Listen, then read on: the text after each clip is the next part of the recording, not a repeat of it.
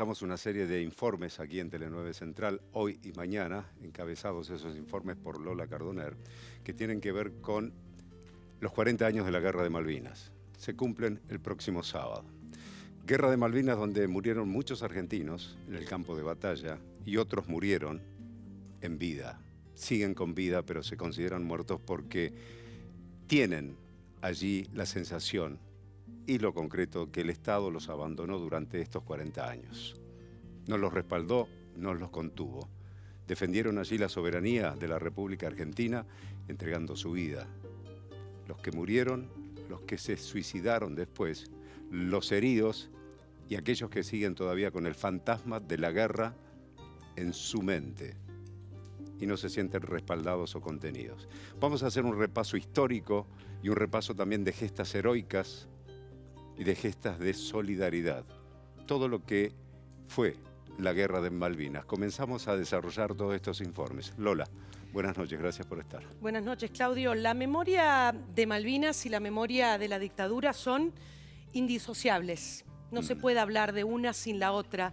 También hay que entender que tanto la guerra como la posguerra se han vivido de diferentes maneras. No es lo mismo la guerra en Buenos Aires que en las provincias patagónicas, que tenían tanta proximidad a las islas. O a provincias del noreste de la Argentina, donde las guarniciones militares han tenido tanta gravitación en los pueblos.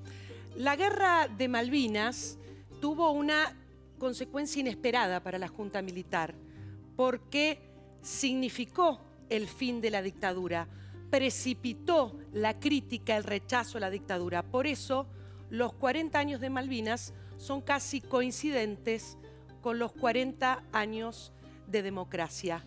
Guerra y estupor es la primera parte del informe. Si quieren venir, que vengan, les presentaremos batalla.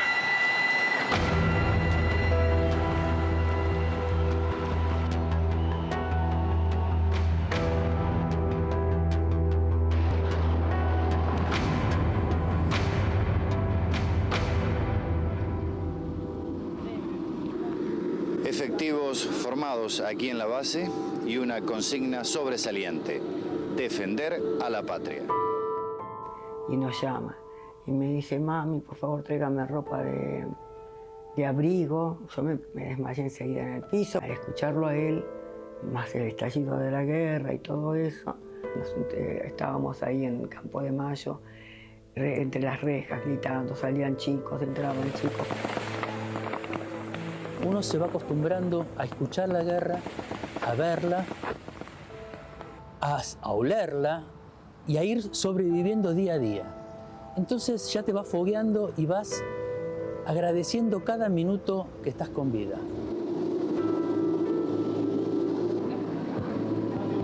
Pero no tenían comida, nosotros les mandábamos todo. Mi mamá tejió gorritos, echarpes para todos, mandábamos, yo también. Pero, ¿qué sabíamos lo que estaba pasando allá? Mi opinión es que fue un error garrafal, político, estratégico, un error de apreciación muy grave por parte de la Junta Militar. El 3 de enero de 1833, las Islas Malvinas fueron usurpadas por fuerzas británicas que desalojaron a la población y a las autoridades argentinas establecidas legítimamente. El archipiélago forma parte de la plataforma continental argentina. Está a menos de 500 kilómetros de la Patagonia argentina, a 1980 kilómetros de Buenos Aires y a 12.800 kilómetros de Londres. Durante décadas, nuestro país reclamó la soberanía sobre las islas.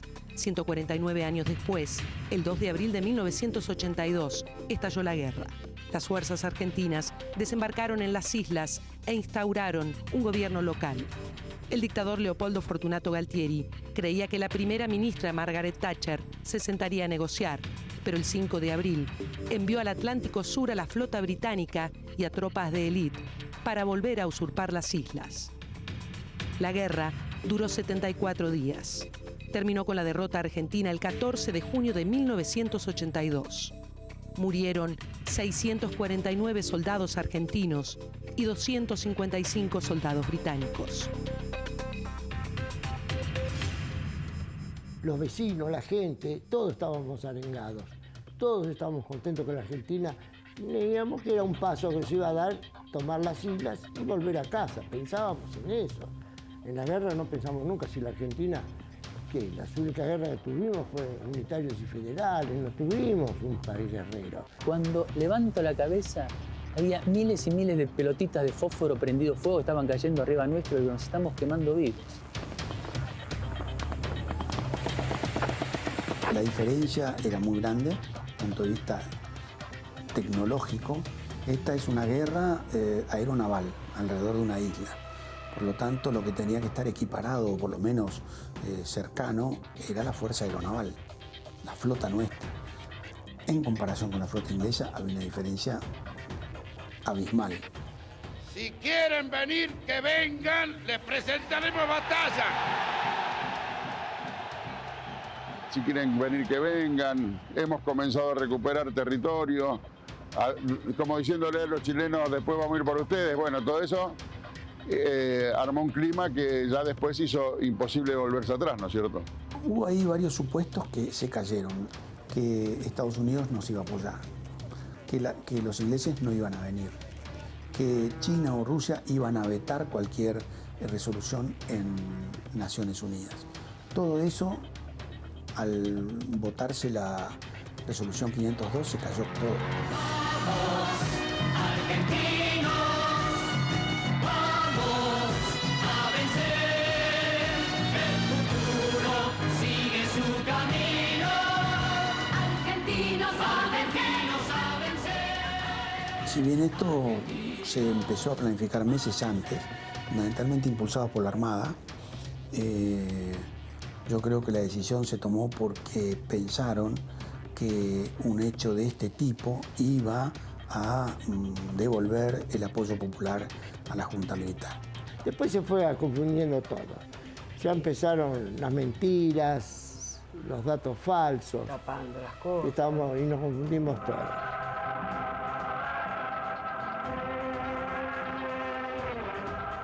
El problema fue que no pensaron en la posibilidad de fracasar. Porque bueno, cuando la operación fracasó, se terminó el gobierno militar, digamos. El combate de Puerto Argentino ha finalizado. Con la derrota en la Guerra de Malvinas, nos alejaríamos como nunca de nuestra anhelada soberanía sobre las islas. También se precipitaría el fin de la peor dictadura militar de la historia argentina y empezaríamos a recorrer otro camino que ya tiene casi 40 años de democracia.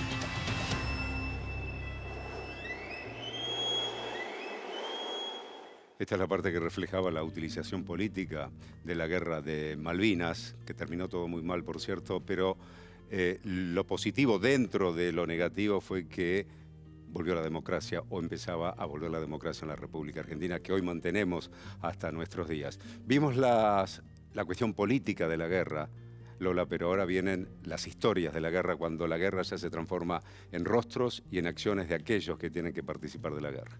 Sí, Claudio, no podemos tener una mirada reduccionista sobre la guerra de Malvinas. Sin dudas, fuimos a la guerra en gran parte por una dictadura que se quería perpetuar en el poder. Pero en esta historia también hay una épica de la solidaridad. Y es difícil encontrar una única historia que resuma la complejidad de la tragedia que significa una guerra. Y hay gestos, acciones que pueden ensombrecer la naturaleza humana o iluminarla, como en este caso, como en el caso de la historia del rescate del sargento Villegas.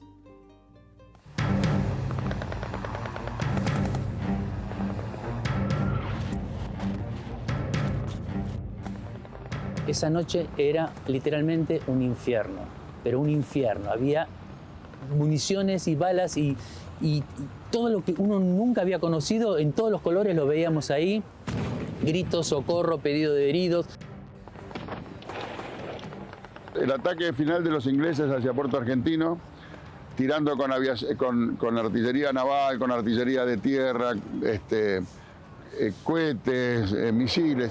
y al mismo tiempo la nuestra también tiraba hacia la misma zona tratando de repeler ese avance. Y ahí en el medio nosotros.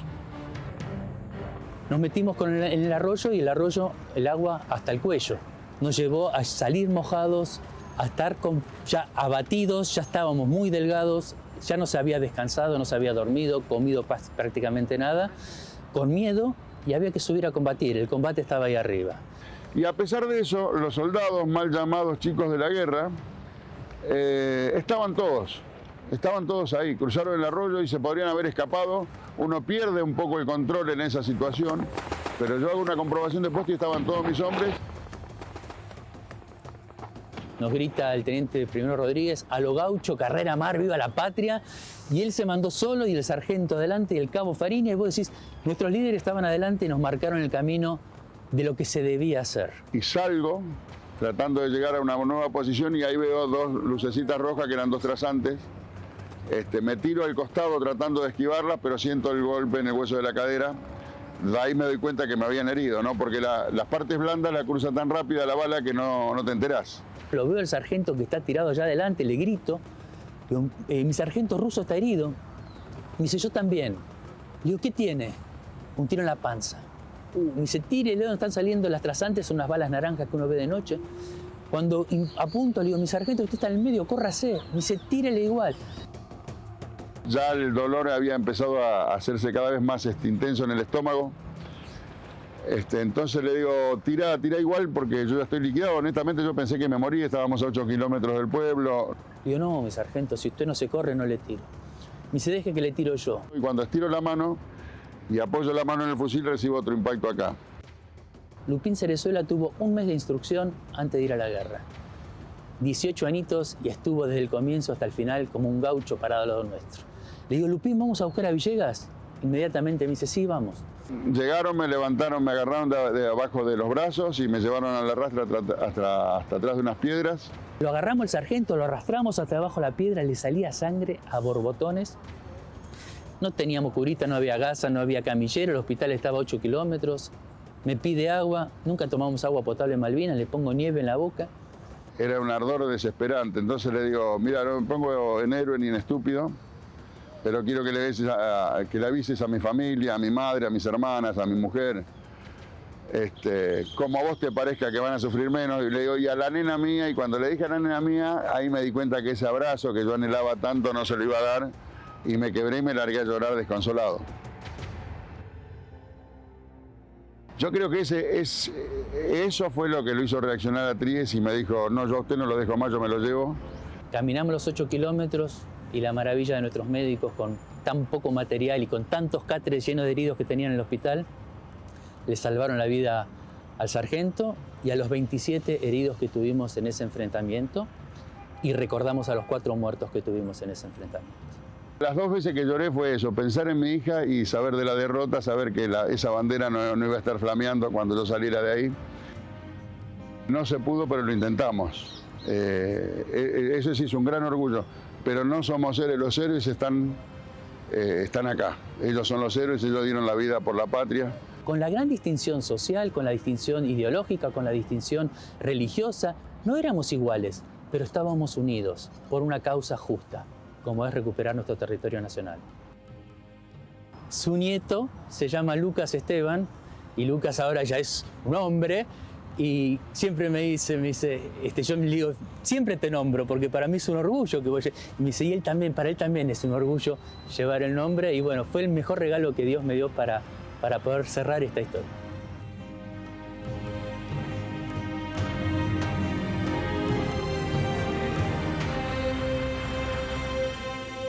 La definición que dio el sargento Villegas diciendo, los héroes no somos nosotros los que sobrevivimos, sino los que están allí en ese listado, los que murieron, los 649 concretamente.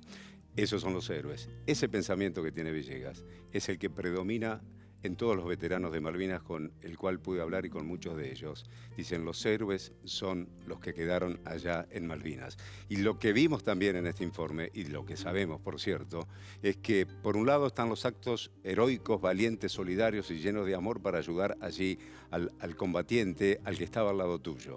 Pero también la precariedad, la improvisación de una guerra en donde a los soldados ni siquiera tenían agua potable y donde los soldados también, y hay imágenes de eso, no tenían borceguíes para estar en las islas, sino que simplemente tenían zapatillas flechas. Así fuimos a la guerra, hay que decirlo también. Mañana, ¿qué tendremos, Lola? Y esa improvisación siguió, pero se pudo reparar. Les vamos a contar la historia del armado del cementerio de Darwin y de un proyecto humanitario que es un ejemplo para el mundo. Cómo se pudo identificar a 119 héroes de Malvinas, cuyas tumbas ahora tienen un nombre, como es la tumba del héroe Marcelo Daniel Massad. Mañana, la historia de todos ellos.